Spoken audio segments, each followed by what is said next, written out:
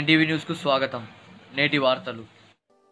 ఆదోని పట్టణంలో సార్వత్రిక ఎన్నికల ప్రచారంలో భాగంగా 34వ వార్డుకు చెందిన 550 కుటుంబాలు ఈరోజు వైసీపీలో చేరారు. వై సాయి ప్రసాద్ రెడ్డి పాండురంగస్వామి కళ్యాణ మండపంలో ఏర్పాటు చేసిన సమావేశంలో వారికి కండువాలు వేసి ఆహ్వానించారు. అనంతరం ఆయన మాట్లాడుతూ తెలుగుదేశం పార్టీ 5 సంవత్సరాలు చేసిన అభివృద్ధి ఏమీ లేదని, ఏ పని చేయాలన్నా డబ్బులు ఇవ్వాలని జన్మభూమి కమిటీలు పెట్టి దోచుకున్నారని, గతంలో రాజశేఖర్ రెడ్డి పాలనలో ప్రతి ఒక్కరూ లబ్ధి పొందారని, తెలుగుదేశం ప్రభుత్వంలో పట్టణంలో కొన్ని కుటుంబాలు మాత్రమే అభివృద్ధి చెందాయని, ఓట్లు మనవి కోట్లు వారివి అన్నారు. అందరూ అభివృద్ధి చెందాలి అంటే జగన్ ముఖ్యమంత్రి కావాలని, అందుకే మీరు వైసీపీ ఫ్యాన్ గుర్తుకు ఓటు వేసి గెలిపించాలని అన్నారు. ఈ కార్యక్రమంలో కౌన్సిలర్ అంజనమ్మ, యాకోబో, భాస్కర్, రాము తదితరులు పాల్గొన్నారు.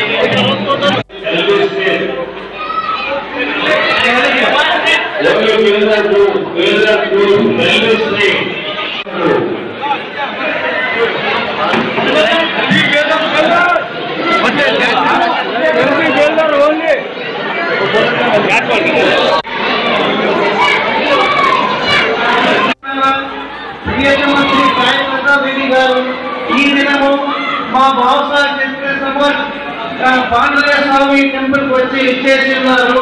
వాళ్ళు ఇంతకు ముందు 2 సార్లు ఎమ్మెల్యేగా ఉండి మా ఆదోని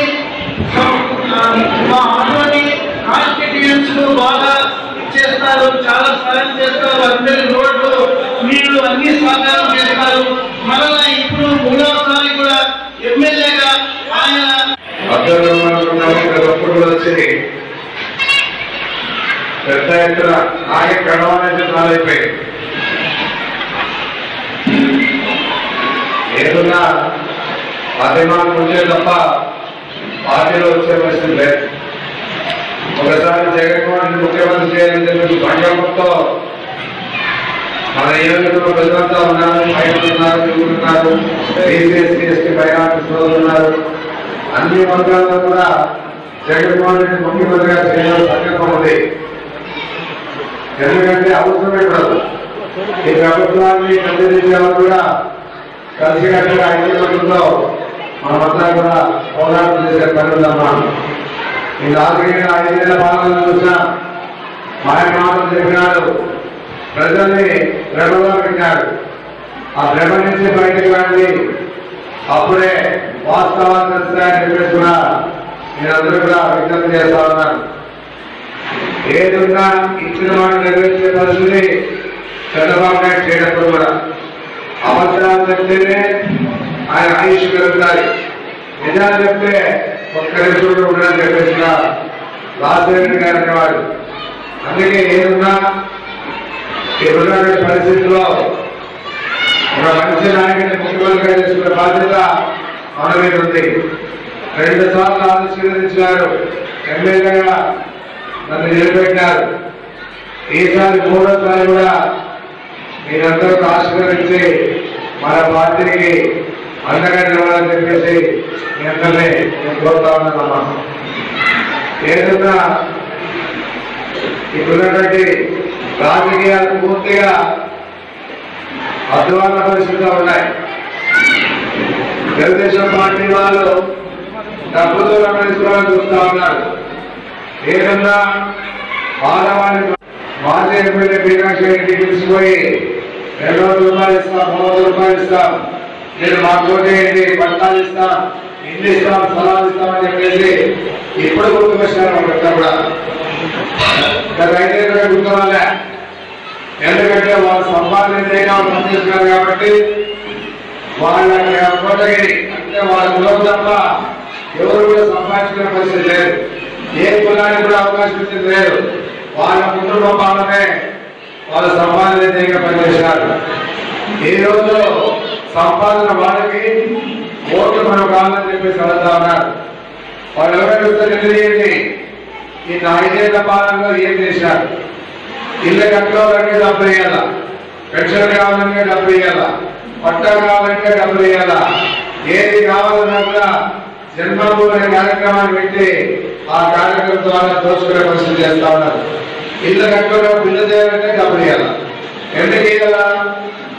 పేద ప్రజలు లేని పరిస్థితిలో వాళ్ళ ఇల్లు కావాలని ఒక సంకల్పంతో ఇల్లు కట్టుకుంటే ప్రభుత్వం వచ్చింది.